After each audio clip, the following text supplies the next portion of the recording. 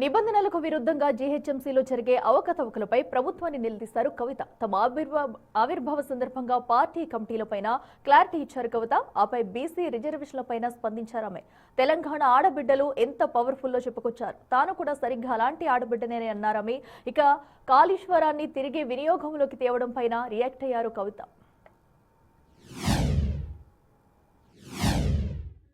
రేవంత్ రెడ్డి గారు కూడా 2 సంవత్సరాల్లో 1148 కోట్ల రూపాయలను నామినేషన్ బేసిస్ మీద ఇచ్చేసారు.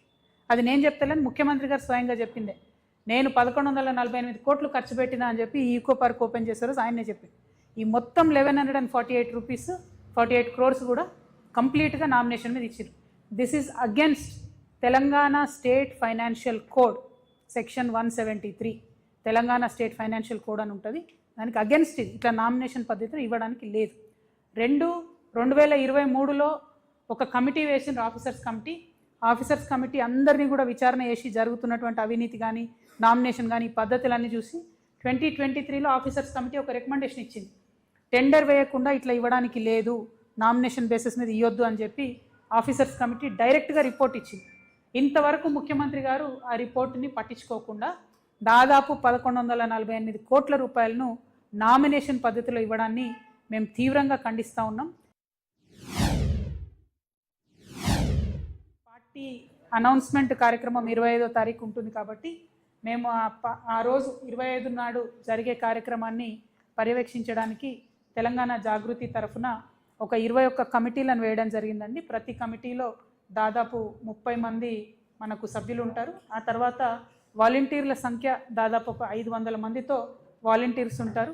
ట్రాఫిక్కి కానీ పోలీస్ వాళ్ళకి కానీ వచ్చేటటువంటి అన్ని జిల్లాల నుంచి తరలి వచ్చేటటువంటి వెహికల్స్కి ఇబ్బంది కాకుండా ఈ కమిటీస్ విత్ ఫోన్ నంబర్స్ మేము మా సోషల్ మీడియాలో పెట్టడం జరుగుతుంది. సో ప్రెస్ మిత్రులందరి పక్షాన ప్రజలకు కూడా తెలియజేస్తూ ఉన్నాను. పొద్దున మనకు 10కే ముహూర్తం ఉంది కాబట్టి తొందరగా తరలి రావాలి. వచ్చేటటువంటి వారందరూ కూడా పార్కింగ్ ఏర్పాట్లన్నీ కూడా చేస్తూ ఉన్నారు. బట్ ఏమాత్రం అనుమానాలు ఉన్నా ఈ కమిటీల వివరాలన్నీ ఆన్లైన్లో ఉంటాయి కాబట్టి డైరెక్ట్గా ఫోన్ చేసి తెలుసుకోవచ్చు. జాగృతి బాధ్యులందరినీ కూడా ఒక 21 కమిటీలతోని మేము సభకు ఏర్పాట్లు చేసుకుంటామని సంతోషంగా తెలియజేస్తున్నాము. Thank you. జై తెలంగాణ. ప్రధానంగా ఒకటండి, మహిళా బిల్లు మీద పాత సెన్సెస్ని ఇప్పుడు అప్లై చేయడం అన్నది చాలా అన్యాయం. ఆల్రెడీ దీనివల్ల మొన్న జరిగిన పార్లమెంట్ ఎన్నికల్లో మహిళలకు అవకాశాలు పోయినాయి. దాదాపు 10-12 రాష్ట్రాల ఎన్నికలు జరిగినాయి, వాటన్నిటిలో కూడా మా అవకాశాలు పోయినాయి. ఇప్పుడు ఈ అవకాశాలన్నీ పోగొట్టింది 2027 సెన్సెస్ వస్తే ఆ డీటెయిల్స్తో ఏదో లాభం జరుగుతుందని మేము అనుకున్నాం. ఇంకొక ఏడాది అయితే 2027 వస్తుంది. మరి ఆ సెన్సెస్ కోసం ఆగితే డెఫినెట్గా మహిళలకు ఇంకొన్ని సీట్లు ఎక్కువ పెరుగుతాయేమో అని ఒక ఆలోచన. రెండవది, ఈ సెన్సెస్లో కులగణన చేస్తామన్నారు కాబట్టి బీసీ బిడ్డలు ఎంతమంది ఉన్నారో లెక్క పెడతారు కాబట్టి బీసీ ఆడబిడ్డలకు రిజర్వేషన్ వస్తుందేమో అని మేమందరం కూడా ఆశపడ్డాం. కానీ ఆ 2027 సెన్సెస్ వరకు ఆగకపోవడం వెనుక భారతీయ జనతా పార్టీ మరొకసారి వాళ్ళు బీసీ వ్యతిరేకులు అని చెప్పి వాళ్ళంతటా వాళ్ళే నిరూపించుకుంటా ఉన్నారు. దయచేసి బీసీ బిడ్డలు ఆడబిడ్డలు వేచి చూడొద్దు. చాలా బలంగా మనం కోరాల్సిన అవసరం ఉంది. అర్జెంట్ ఏం లేదు మనకు ఇప్పుడు సీట్ల కోసం, ఎందుకంటే మధ్యలో ఇంకొక 5-6 రాష్ట్రాల ఎన్నికలే ఉన్నాయి. 2027 తర్వాత చేస్తే సీట్స్ పెరుగుతాయి, బీసీ రిజర్వేషన్ కోసం కూడా ఫైట్ చేసే అవకాశం ఉంటుంది కాబట్టి దానికోసం వేచి చూడాలన్నది మా ఆలోచన. బట్ 16th, 17th, 18th మేము కూడా డ్రాఫ్ట్ బిల్ వచ్చిన తర్వాత స్టడీ చేస్తాం. అవకాశం ఉంటే ఢిల్లీకి కూడా వెళ్దాం అనేటటువంటి ఆలోచనలో ఉన్నాం. అసలు ఆయన ఎవరన్నది సగం మంది గుర్తులేదు, మా నిజామాబాద్ వాళ్ళకే గుర్తులేదు ఆయన ఎవరన్నది. ఆయన గురించి నేను మాట్లాడేందుకే, ఆయన ఏం మాట్లాడతాడో ఆయనకే అర్థం కాదు. పొద్దున ఏం మాట్లాడతాడో రాత్రి ఏం మాట్లాడతారో, ఒక రోజు ఒక మాట ఇంకో రోజు ఇంకో మాట. అట్లాంటి వాళ్ళ గురించి మాట్లాడి నేను టైం వేస్ట్ చేయదలుచుకోలేదు. తెలంగాణ ఆడబిడ్డలు స్వయం ప్రతిపత్తి కలిగినటువంటి వాళ్ళు, స్వతంత్రంగా ఆలోచించుకునేటటువంటి శక్తి ఉన్నవాళ్ళు. నేను తెలంగాణ ఉద్యమంలో రాటుదేలి ప్రజల మధ్యలో ఉండి ప్రజల మధ్యలో బతికి ప్రజల కోసం పనిచేయడానికి వస్తున్నటువంటి ఒక ఆడబిడ్డను. నన్ను పట్టుకొని ఎవరో మద్దతు ఇస్తే మీరు బతుకుంటారు, ఎవరో మద్దతు ఇస్తే మీరు ఉంటారంటే కేవలం ఆయన పురుష అహంకారం కనబడుతుంది తప్పితే ఇంకొకటి కాదు.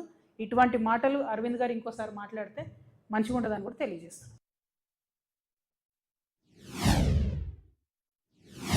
కాళేశ్వరం అనే ప్రాజెక్ట్ని ఇదివరకు వాడుకోము అని చెప్పినటువంటి ముఖ్యమంత్రి గారు మళ్ళీ కాళేశ్వరాన్ని ఉపయోగంలోకి తేవాలి అనేటటువంటి ఆలోచన నేను వెల్కమ్ చేస్తున్నా.